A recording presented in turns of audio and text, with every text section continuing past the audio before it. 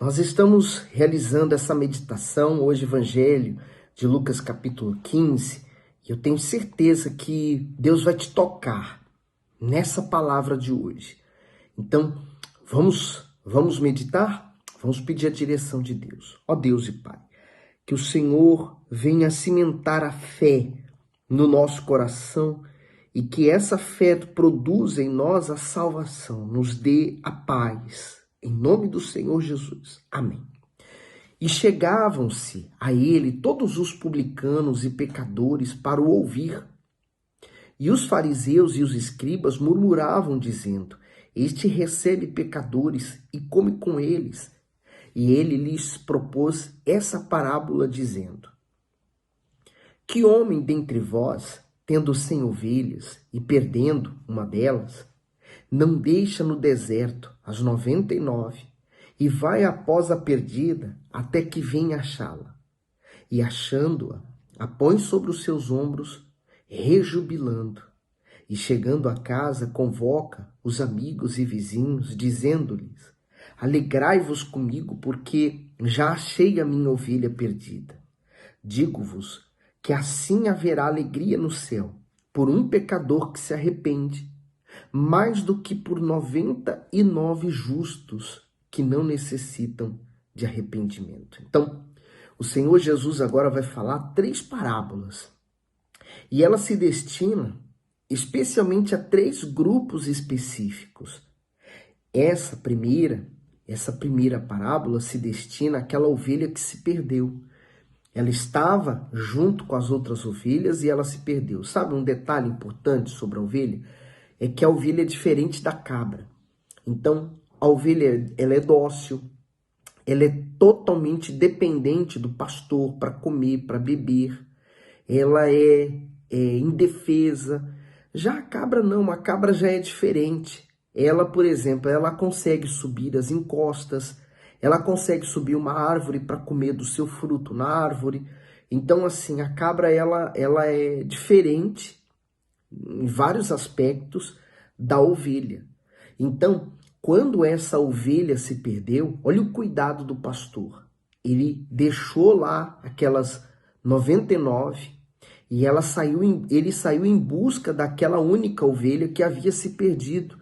E aí uma coisa interessante, né? Há uma passagem em que o Senhor Jesus diz que no dia do juízo haverá uma separação entre as ovelhas e os bodes, né? Entre as cabras. Então vai haver uma separação entre eles. Para a direita vai as ovelhas, aquelas que vão entrar para o gozo do Senhor, e para a esquerda vai aqueles que vão se perder eternamente. Mas uma coisa interessante, talvez você está vendo esse vídeo hoje e você se afastou da igreja, literalmente. Você não consegue ir em nenhuma reunião mais, nem forças para isso você tem. Mas essa ovelha que se desviou, estava perdida, ferida, desgarrada, que o pai foi lá buscar, né? O próprio Deus foi buscar, ela não deixou de ser ovelha, ela era bode.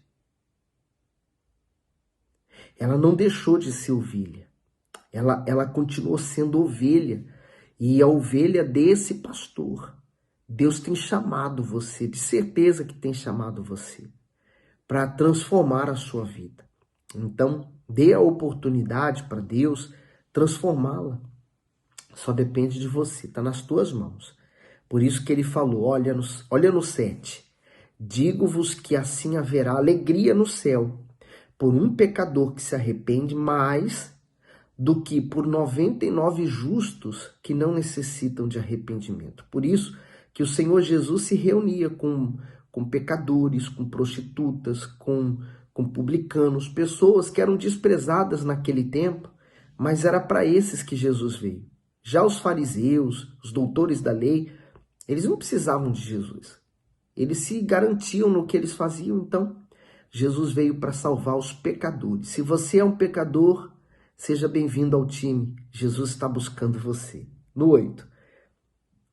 Ou qual a mulher que, tendo 10 dracmas, se perder uma dracma, não acende a candeia e varre a casa e busca com diligência até achar?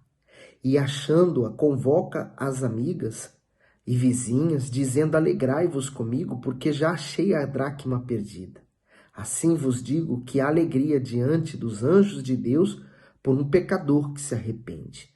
Então, esse é o segundo grupo que existe. Essa pessoa chamada dracma, a dracma naquele tempo representa um dia de trabalho.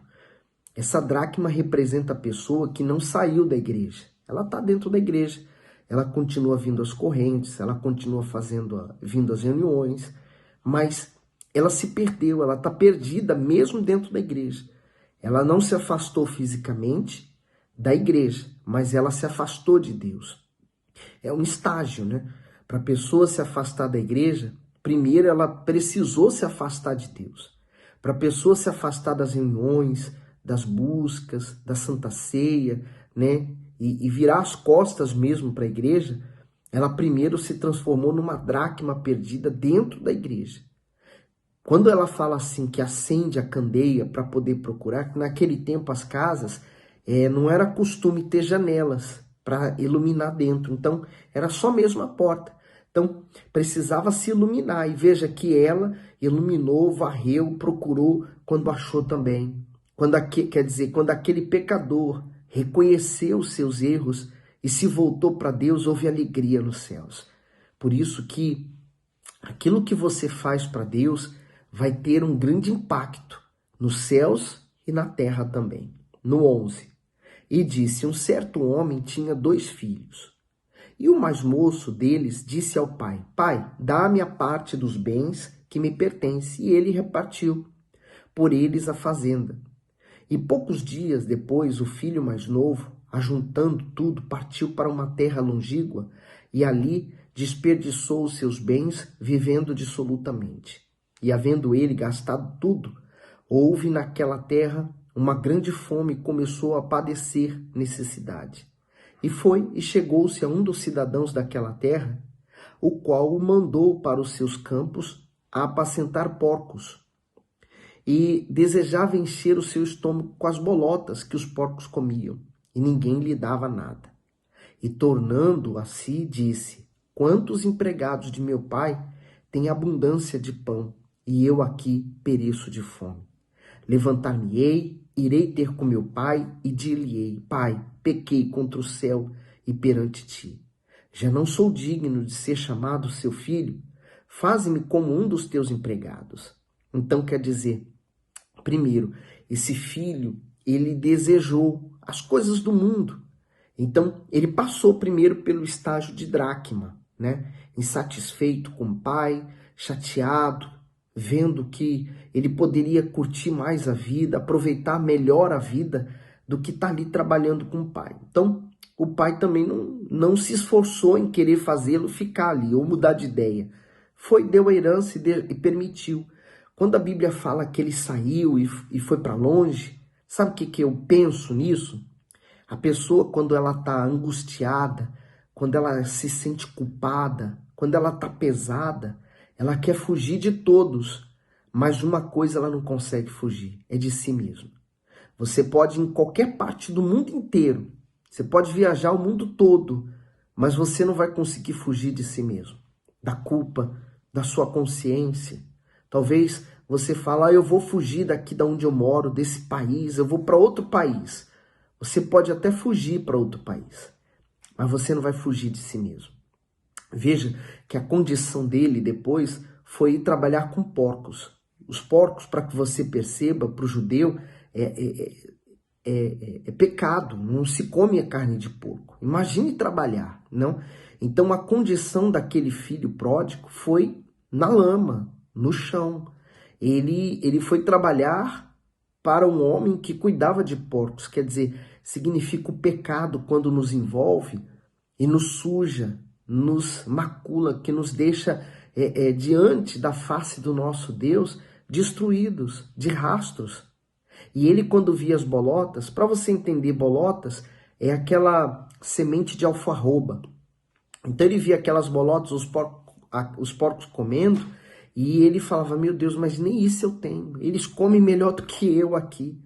Então foi quando ele decidiu, ele pensou: vou voltar para a casa do meu pai, eu vou me arrepender, vou me voltar para ele e que ele me aceite ao menos como um dos seus servos. Foi o que ele fez. Você tem essa chance, minha amiga. Esse vídeo aqui, ele tem buscado você que está nessa condição. Você que se sente assim, martirizado, pesado por causa dos pecados, dos problemas. O diabo vem em cima de você, jogando a culpa, mostrando tudo que você fez. Mas o Senhor Jesus é como esse pai, que está de braços abertos para receber o filho, para receber você. Olha a prova aí, ó, 20. E levantando-se, foi para o seu pai. E quando ainda estava longe, viu seu pai e se moveu de íntima compaixão. E correndo lançou-se-lhe ao pescoço e o beijou. E o filho lhe disse: Pai, pequei contra o céu e perante ti, e já não sou digno de ser chamado seu filho. Mas o pai disse aos seus servos: Trazei depressa a melhor roupa, vestilho, e ponde-lhe um anel na mão e sandália nos pés. E trazei o bezerro cevado, e matai-o, e comamos, e alegramos. Porque este meu filho estava morto e reviveu, tinha se perdido e foi achado. E começaram a alegrar-se. Quer dizer, veja que coisa gloriosa. O pai não julgou o filho, não chegou para ele, né? Normalmente a mulher fala isso com o homem. Eu te falei, hein? Eu te avisei. Não, o pai nem falou isso, nada. Nada, abraçou, correu, abraçou. Falou assim, ó, vamos trocar de roupa, põe um anel no dedo, põe sandália nos pés. Quer dizer, servo, coisa nenhuma. Você é meu filho, eu estou recebendo meu filho de volta. E você pensando que o pai ia julgar, né?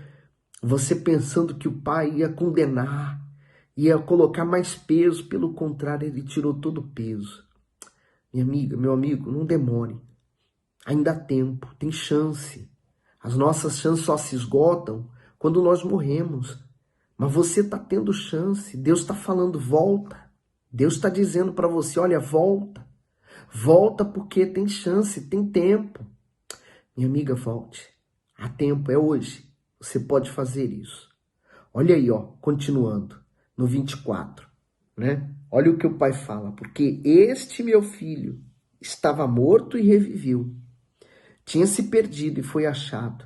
E começaram a alegrar-se. E o seu filho mais velho estava no campo. E quando veio e chegou perto da casa, ouviu a música e as danças. E, chamando um dos servos, perguntou-lhe: que era aquilo? E ele lhe disse: veio teu irmão, e teu pai matou o bezerro cevado, porque o recebeu são e salvo. Mas ele se indignou e não queria entrar. Sabe o que é isso?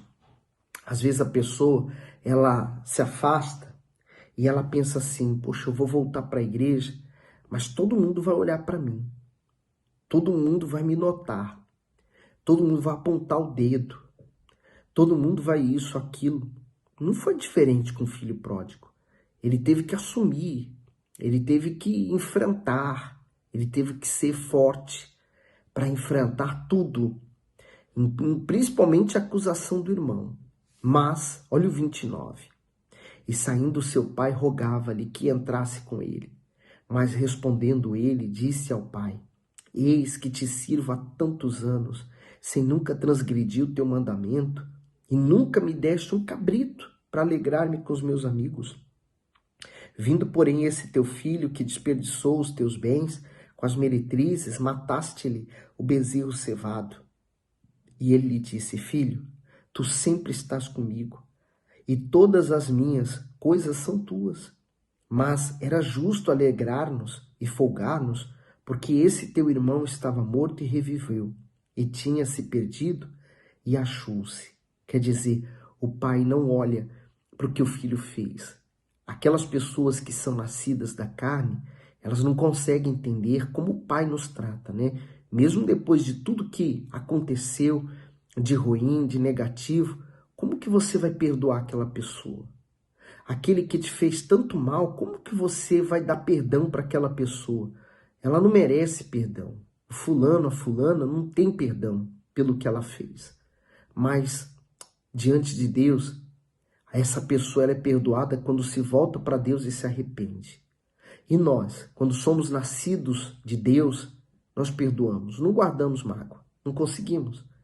A pessoa que é nascida da carne, essa aí não consegue guardar o coração, ela guarda mágoa. Olha o que o Bispo Macedo diz para nós terminarmos.